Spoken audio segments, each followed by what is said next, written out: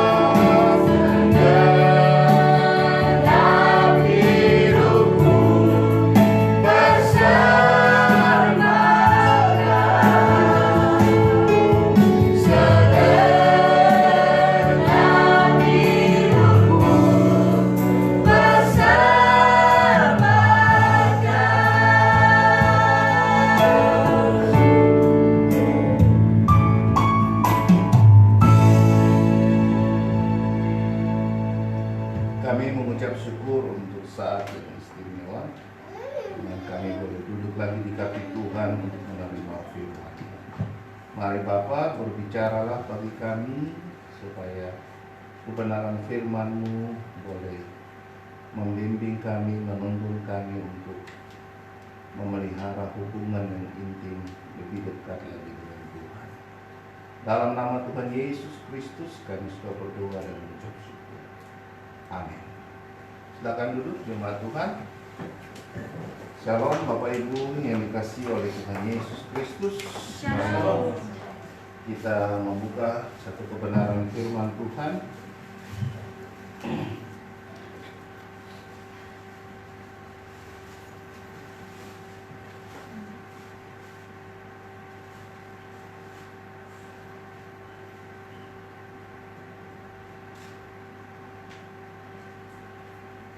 Dari 2 Petrus 3 ayat 10 sampai dengan ayat yang 15. Dua Petrus 3 ayat 10 sampai dengan ayat yang 15. Demikian firman Tuhan.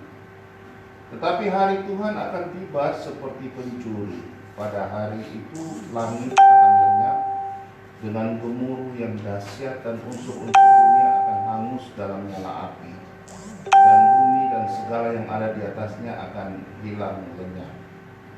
Jadi jika segala sesuatu ini akan hancur, secara demikian betapa suci dan salehnya kamu harus hidup, yaitu kamu yang menantikan dan mempercepat kedatangan hari Allah. Pada hari itu langit akan binasa dalam api, dan unsur-unsur dunia akan hancur karena nyalanya. Tetapi sesuai dengan janjinya, kita menantikan langit yang baru dan bumi yang baru, di mana terdapat kebenaran. Sebab itu saudara-saudaraku yang kekasih, sambil menantikan semuanya ini, kamu harus berusaha supaya kamu kedapatan tak bercacat dan tak bernoda di hadapannya dalam perdamaian dengan Dia.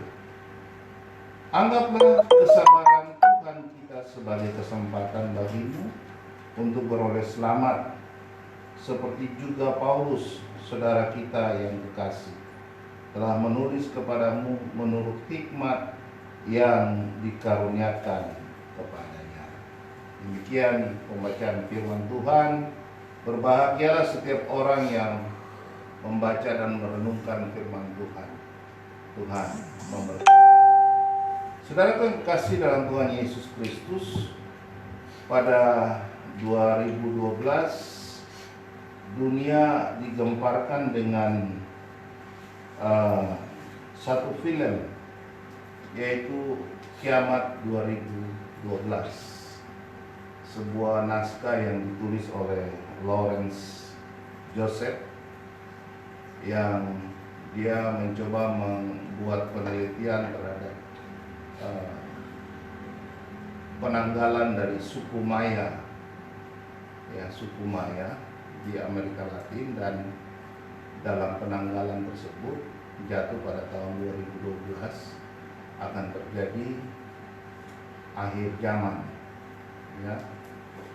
Dan film itu luar biasa, sangat mempengaruhi banyak orang banyak ketakutan, dan banyak orang yang mencoba mencari selamat, yang berusaha supaya bisa selamat, karena pada waktu itu terjadi gempa di mana-mana, ya, gunung meletus, kemudian terjadi tsunami di seluruh dunia. Jadi dunia ini mengalami tsunami yang amat sangat dahsyat. Tapi kalau kita baca firman Tuhan ini, ya, kalau kita membaca firman Tuhan, maka kita bicara tsunami itu hanya bagian kecil, gempa itu hanya bagian kecil dari akhir zaman. Salah satu poin dari akhir zaman. Dunia ini pada akhirnya itu akan hangus terbakar, iya kan? teks yang kita baca menunjukkan bahwa dunia akan hangus, akan binasa oleh karena api, bukan karena air. Air itu terjadi pada zaman Nuh, ya, di mana terjadi air bah, dunia ini dipenuhi dengan air, ya, yang hidup hanya Nuh dan keluarga, dan setiap hewan yang dibawa berpasang-pasangan, ya. Dunia lenyap, ya, seluruh isi dunia itu habis ditelan oleh air. Tapi pada akhir zaman Alkitab mencatat bukan air tapi api, ya, api yang akan membinasakan, api yang akan menghanguskan, api yang akan melenyapkan, ya. Tapi yang menarik di sini di ayat yang ke-11 bagian akhir. Kata bagian akhir dari ayat yang ke-11, betapa suci dan salehnya kamu harus hidup. Nah, ini dia. Betapa suci dan salehnya kamu harus hidup. Artinya bahwa tidak ada seorang pun yang terluput dari api